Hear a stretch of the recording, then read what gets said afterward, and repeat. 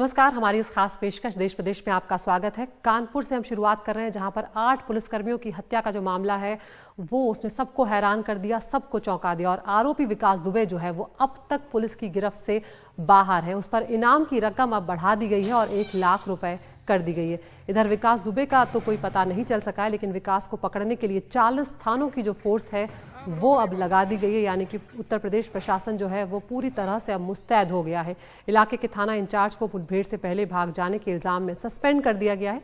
साथ ही विकास के मुखबिर होने के शक में थाने के हर कर्मचारी की जांच भी शुरू कर दी गई है, क्योंकि जिस तरह की स्थिति उस वक्त पैदा हुई, इससे कहीं ना कहीं ये बात निकलकर सामने आ रही है कि पुलिस के वहां दबिश देने की जो जानकारी थी वो विकास दुबे और उसके साथियों को पहुंच गई थी और उसी के चलते उसने घात लगाकर पुलिस वालों पर हमला कर दिया। पुलिस इस बात की जांच कर रही है कि क्या थाने के किसी पुलिस वाले ने ही पुलिस के मूवमेंट की जानकारी तो नहीं दी। इससे पहले कल विकास दुबे के घर को पुलिस ने जेसीबी मशीन से गिरा दिया, जिसकी तस्वीरें आप स्क्रीन पर देख रहे हैं। साथ ही घर में रखी महंगी गाड़ियों को भी पुलिस ने तहस नहस कर दिया है।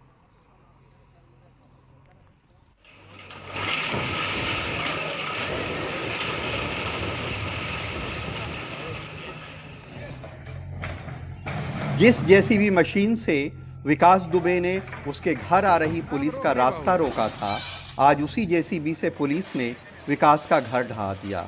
जेसीबी की चोटों ने सिर्फ विकास दुबे की कोठी ही नहीं ध्वस्त की, उसके अजेय होने का मिथक भी ध्वस्त कर दिया। और लोगों का कहना था कि इसने गरीब लोगों की ज़मीनों पर कब्जा कर रखा था और उस ज़मीन पर एक मकान बनाया था और ये मकान जो है इसने अपनी आपराधिक गतिविधियों का अड्डा बना रखा था। यहाँ पर आपराधिक गतिविधियाँ होती थी, हथियार जमा होते थे, नीचे बंकर बना रखा था।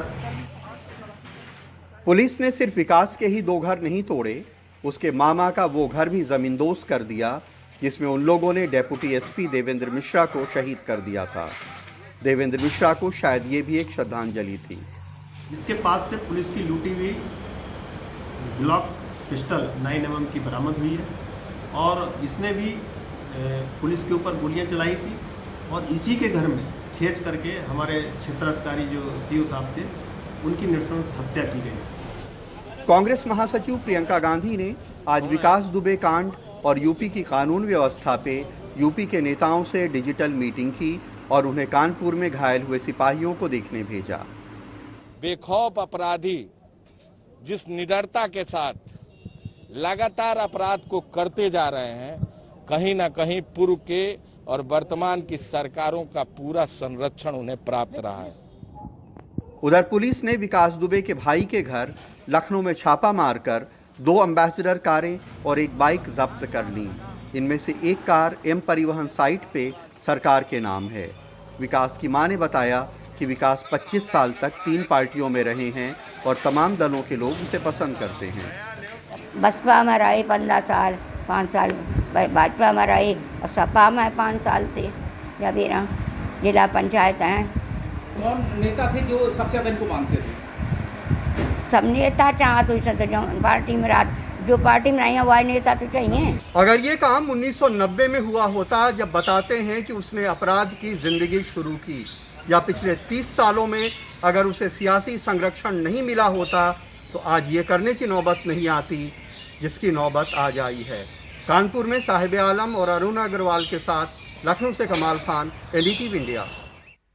इधर पुलिस सोशल मीडिया पर विकास दुबे के समर्थन में आने वालों के खिलाफ भी कार्रवाई करती हुई नजर आ रही है। पुलिस ने इसे लेकर 2 थानों में एफआईआर दर्ज करना शुरू भी कर दिया है। कोचिंग सेंटर चलाने वाले एक व्यक्ति के खिलाफ भी एफआईआर दर्ज हुई है। एसपी का कहना है कि आगे भी इस तरह की कार्रवाई होती रहेगी। कानपुर पुलिस ने गैंगस्टर विकास दुबे के एक सहयोगी दयाशंकर अग्निहोत्री को गिरफ्तार किया है। अग्निहोत्री को कल रात एक एनकाउंटर के बाद गिरफ्तार किया गया है। मुठभेड़ में दयाशंकर अग्निहोत्री घायल भी हुआ है।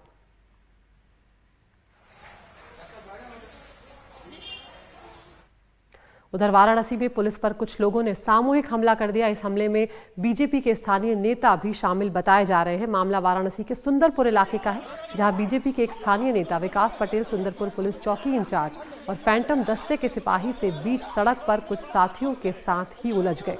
घटना बीच सड़क पर हो रही थी, इसलिए वहां किसी ने भी घटना का वीडियो बना लिया है वहां पर, और पुलिस के आला अधिकारी इस मामले में सख्त कार्रवाई करने की अब बात कह रहे हैं। सावन का महीना वैसे तो सभी के लिए जीवन में हरियाली लेकर आता है, लेकिन इस सीजन कोरोना के खतरे के चलते कारोबार पर पड़े असर से वाराणसी के व्यापारी खासे निराश है। कल से सावन जो है अब वो शुरू हो चुका है, लेकिन कोरोना के चलते मंदिरों में श्रद्धालु पहले की तरह ना तो जा सकेंगे और ना ही पहले की तरह जल चढ़ा सकेंगे। कांवड़ तीर्थयात्री भी सोशल डिस्टेंसिंग का पालन करते हुए शिवालयों में जल चढ़ाएंगे।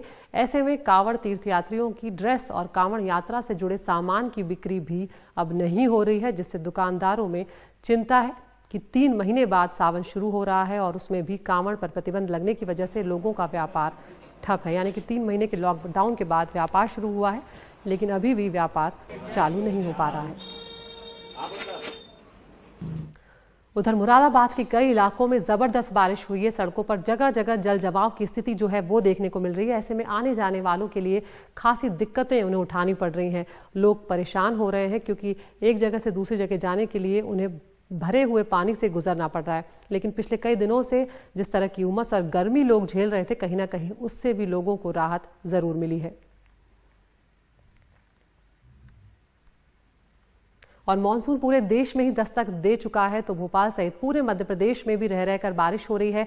सामान्य से ज्यादा बारिश होने का अनुमान भी लगाया गया है। मध्य प्रदेश मौसम विभाग के वैज्ञानिक एस पांडे के अनुसार पिछले 24 घंटों में वर्षा की जो स्थिति है उसमें थोड़ी सी बढ़ोतरी हुई है और प्रदेश का छतरपुर, होशंगाबाद, भोपाल इन संभागों में कई जगहों पर अच्छी बारिश दर्ज की गई है। मौसम विभाग का कहना है कि आने वाले 4 दिनों में उम्मीद है कि साल की गतिविधि जो है उसमें और ज्यादा बढ़ोतरी होगी और अच्छी खासी बारिश की संभावना उन्होंने जाहिर की है।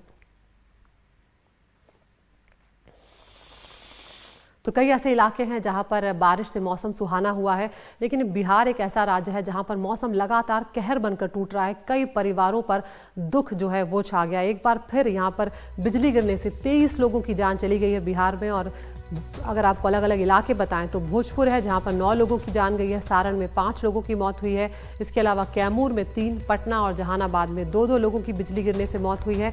बक्सर और गया में भी एक व्यक्ति ने बिजली से अपनी जान गंवाई है। मौसम विभाग ने पटना, भोजपुर, वैशाली, नालंदा समेत 1 दर्जन से ज्यादा जिलों में बिजली गिरने को लेकर अलर्ट भी जारी कर दिया है, क्योंकि इससे पहले भी बड़ी संख्या में लोग अपनी जान गंवा चुके हैं। इससे पहले शुक्रवार को 8 और गुरुवार को 26 लोगों की मौत बिजली गिरने से हो गई थी।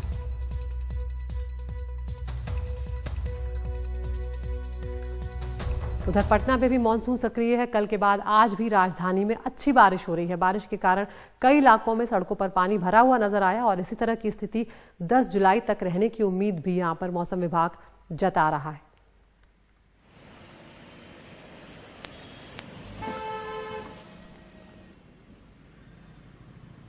और उधर बिहार के मुख्यमंत्री नीतीश कुमार और उप मुख्यमंत्री सुशील मोदी की कोरोना जो टेस्ट है उनका वो नेगेटिव आया है। कल ही उनका सैंपल लिया गया था और कल ही जांच रिपोर्ट भी आ गई थी।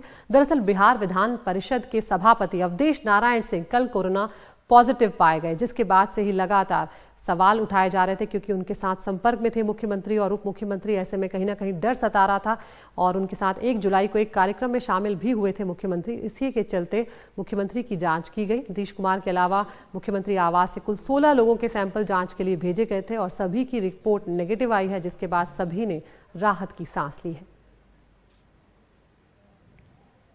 और पटना में आज आरजेडी ने पेट्रोल डीजल की बढ़ती कीमतों के विरोध में साइकिल रैली निकाली है। इस साइकिल रैली में तेजस्वी यादव और तेज प्रताप यादव के साथ कई पार्टी के समर्थक भी शामिल हुए हैं। कुछ दिन पहले भी तेजस्वी ने इसी तरह की रैली जो है वो निकाली थी पेट्रोल और डीजल की बढ़ी हुई कीमतों को लेकर। तो अब जो बिहार की सियासत है वो लगातार गर्माती जा रही है, क्योंकि इस साल के आखिर में बिहार में विधानसभा चुनाव है और आरजेडी इस बार नीतीश कुमार को पटकनी देना चाहती है।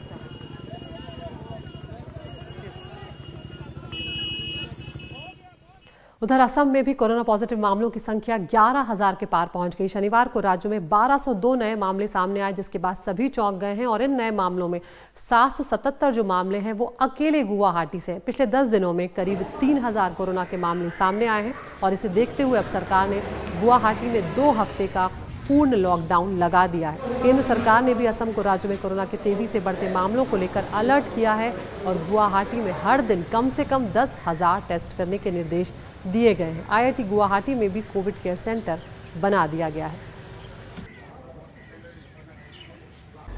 असम में कोरोना के संक्रमण के मामले तेजी से बढ़ रहे हैं और शनिवार को राज्य में जो हाईएस्ट सिंगल डे स्पाइक देखा गया, 1200 केसेस रिपोर्ट हुए पूरे राज्य में, उसमें से 777 केसेस गुवाहाटी में हैं। तो ये बहुत एक नाजुक स्थिति बन रही है असम में और इसलिए राज्य सरकार ने फिर से पूरे राज्य के लोगों को अलर्ट कर दिया है, आगाह कर दिया है। गुवाहाटी में 2 हफ्ते के जो लॉकडाउन, टोटल लॉकडाउन चल रही है, उसमें राज्य सरकार ने रिलैक्सेशन देने की एक कवायद की थी, मगर अब सूत्रों के मुताबिक ये हमें जानकारी मिल रही है कि शायद राज्य सरकार उस रिलैक्सेशन में जो ढील देने की बात थी उसमें फिर से विचार करेगी, क्योंकि 1200 केसेस असम के लिए पहली बार हुआ है और इसके चलते जब गुवाहाटी में 700 से भी ज़्यादा केसेस आए हैं और इसके चलते जो अवेलेबल बेड्स हैं कोविड के पेशेंट्स को ट्रीटमेंट करने के लिए, इसके ऊपर भी बहुत ज़्यादा प्रेशर आ चुका है। ये राज्य सरकार के सूत्रों के मुताबिक अब जो कोशिश है ये है कि अगले हफ्ते के अंदर और 3000 बेड्स को ऐड किया जाए और ये जो मुहिम है बेड्स को ऐड करने के लिए, इसके लिए IIT गुवाहाटी में भी एक कोविड केयर सेंटर करने की कवायद की गई है। उसके साथ एक ट्रेड सेंटर में भी एक कोविड केयर सेंटर करने की कवायद की गई है। एक पूरे प्लेग्राउंड को कोविड केयर सेंटर में टर्न कर दिया गया है। तो ऑलरेडी राज्य सरकार ने इस हफ्ते 3500 से भी ज़्यादा बेड्स ऐड किए हैं और आगे और 3000 बेड ऐड करने की कोशिश जारी है। और इसके साथ ही जो गुवाहाटी में 31 कोरोना केयर सेंटर में, स्कूल्स में स्पेशल कोरोना केयर सेंटर बनाए गए हैं, वहाँ पे जो रैपिड एंटीजन टेस्ट शुरू हो चुका है और ये टेस्ट बहुत जल्दी ही रिपोर्ट दे देता है। और इसके चलते अब जो मुहिम है कि जो गुवाहाटी शहर है उसमें जो लोग इन्फेक्टेड हैं उनको ढूंढ निकाला जाए और उनको आइसोलेट किया जाए, ताकि ये जो कम्युनिटी स्प्रेड का ये जो मामला आ रहा है सामने असम में, गुवाहाटी में, इसको रोका जाए। ये फोकस है राज्य सरकार के लिए। बहुत चैलेंजिंग सिचुएशन है और लोगों को ये ज़रूरत है कि वो सोशल डिस्टेंसिंग मान के चले, वो घरों में रहे क्योंकि लॉकडाउन है, और सरकार को मदद करे। और सरकार ये कह रही है कि उनकी पूरी कोशिश जारी है ये जो कम्युनिटी स्प्रेड जो दिख रहा है असम में उसको रोकने की।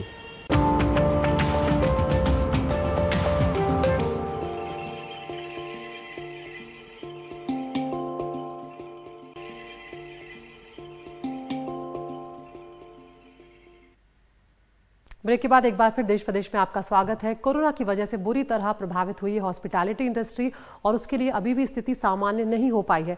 चंडीगढ़ की अगर बात करें तो रेस्टोरेंट में राजस्व में काफी कमी आ चुकी है। शहर में रेस्टोरेंट्स में शराब परोसने की इजाजत नहीं है और चंडीगढ़ के होटलियर्स एसोसिएशन और रेस्टोरेंट के मालिकों ने इसकी इजाजत देने की मांग अब की है। इस संबंध में प्रशासन को ज्ञापन भी सौंपा गया। कुछ दिन पहले शादी समारोह में शराब परोसने की अनुमति दी गई, लेकिन होटलों को अभी भी इसका इंतजार है, जिसके चलते लगभग 50% रेस्टोरेंट ने अपनी इकाइयां नहीं खोली है।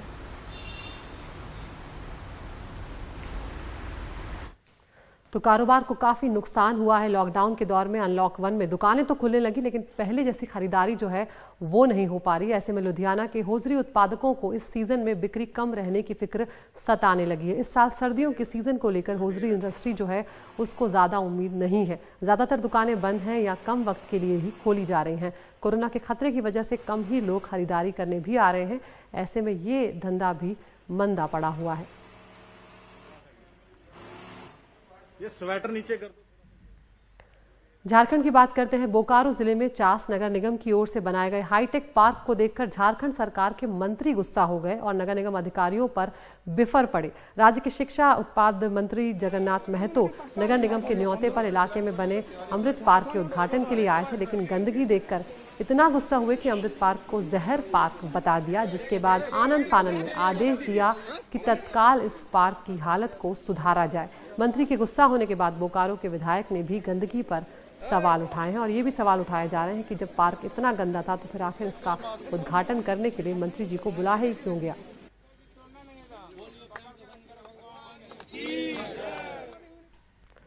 महाराष्ट्र की बात करते हैं। धुले में भारी बारिश के कारण सड़कों पर बाढ़ जैसी स्थिति पैदा हो गई, जिसे सड़कों ने छोटी छोटी नदियों का रूप ले लिया। ऐसे में सड़क पर चलते हुए एक बाइक सवार पानी के तेज बहाव में अपना संतुलन खो बैठा और बह गया।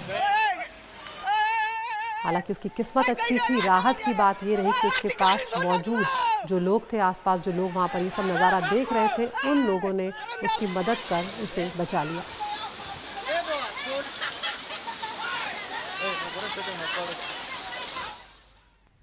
उत्तराखंड के सितारगंज में एक मगरमच्छ के घर में घुसने से हड़कंप मच गया। घर वालों ने इसकी सूचना वन विभाग को दी, जिसके बाद पहुंची टीम ने मगरमच्छ को काबू में किया। बाद में उसे सुरक्षित इलाके में छोड़ दिया गया। लेकिन इस तरह से घर में घुसा मगरमच्छ देख के किसी के भी रोंगटे खड़े हो सकते हैं। ओडिशा के पुरी में शनिवार को भगवान श्री जगन्नाथ की वापसी यात्रा संपन्न हुई है। यह रथ यात्रा 13 दिन तक चली। कोरोना वायरस नेगेटिव पाए गए जो सेवक थे उन्होंने ही ये रथ खींचा, क्योंकि सिर्फ उन्हीं को मंजूरी दी गई थी। बुधवार को जगन्नाथ भगवान उनके बड़े भाई बलभद्र और बहन सुभद्रा के साथ अपनी मौसी के घर से 12वीं शताब्दी के मंदिर लौट आए। इस दौरान प्रशासन ने लोगों से घर पर ही रहने और टीवी पर ही ये पूरी रथ यात्रा और कार्यक्रम देखने की अपील की थी। जिलों में कर्फ्यू जैसी स्थिति जो थी वो लागू कर दी गई थी। विश्व प्रसिद्ध रथ यात्रा सुप्रीम कोर्ट के आखिरी वक्त में दिए गए फैसले के बाद 23 जून को कई सारी पाबंदियों के साथ आयोजित की गई।